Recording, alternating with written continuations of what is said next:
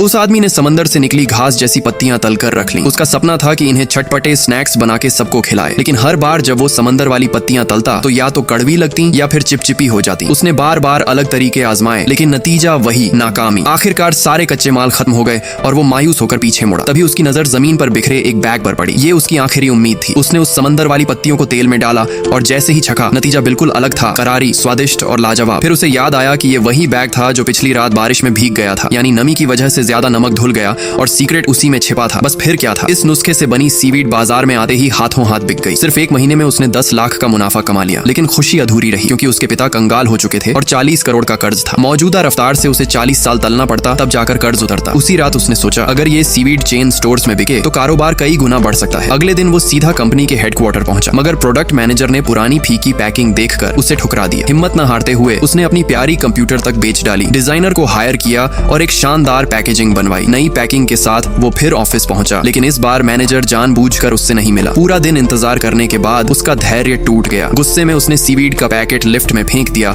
और मन ही मन उद्यमी बनने का ख्वाब छोड़ दिया। मगर किस्मत को कुछ और मंजूर था। लिफ्ट में पड़े पैकेट को एक स्टाफ ने उठा लिया। उसने छका तो स्वाद ने उसे हैरान कर दिया। उंगलियां चाटते हुए उसने बाकी साथियों को भी खिलाया और सबके सब फैन हो गए। नतीजा ये हुआ कि खुद प्रोडक्ट मैनेजर ने उसे कंपनी बुलाया और 70,000 दुकानों में बेचने का कॉन्ट्रैक्ट ऑफर किया, लेकिन एक शर्त रखी गई, फूड क्वालिटी डिपार्टमेंट की जांच पास करनी होगी। मुश्किल ये थी कि आदमी कंगाल था, फैक्ट्री तो दूर, ढंग की जगह तक नहीं थी। आखिरकार उसने अपनी कार बेचकर एक पुराना गोदाम किराए पर लिया और किसी तरह उससे अस्थायी फैक्ट्री बना दिया। जांच टीम आई तो हालत देखकर दंग रह गई। मजदूरों के पास मास्क नहीं थे, बल्ब की ढक्कन गायब थी, सिंक गंदगी से भरा पड़ा था, दीवारों की पेंट भी सूखी नहीं थी। इंस्पेक्टर ने सख्त चेतावनी दी और 1 हफ्ते का समय दिया। आदमी ने सब कमियां दूर करने के लिए जी जान लगा दी। दूसरी बार जब टीम लौटी तो जगह बिल्कुल बदल चुकी थी। साफ सुथरी फैक्ट्री, नियमों के मुताबिक इंतजाम। आखिरकार मंजूरी मिल गई और उसका प्रोडक्ट सिर्फ देश में ही नहीं बल्कि 27 देशों तक पहुंच गया। सिर्फ 2 साल में उसने अपने पिता का सारा कर्ज उतार दिया और कुछ साल बाद उसकी सीवीड ब्रांड की सालाना बिक्री 15 अरब तक पहुंच गई। अब तो उसके पास अपनी खुद की सीवीड की खेती तक है। तो दोस्तों, आपने कभी समंदर से निकली घास जैसी पत्तियां तलकर चखी हैं? अगर हाँ तो प्लीज कमेंट में जरूर बताना।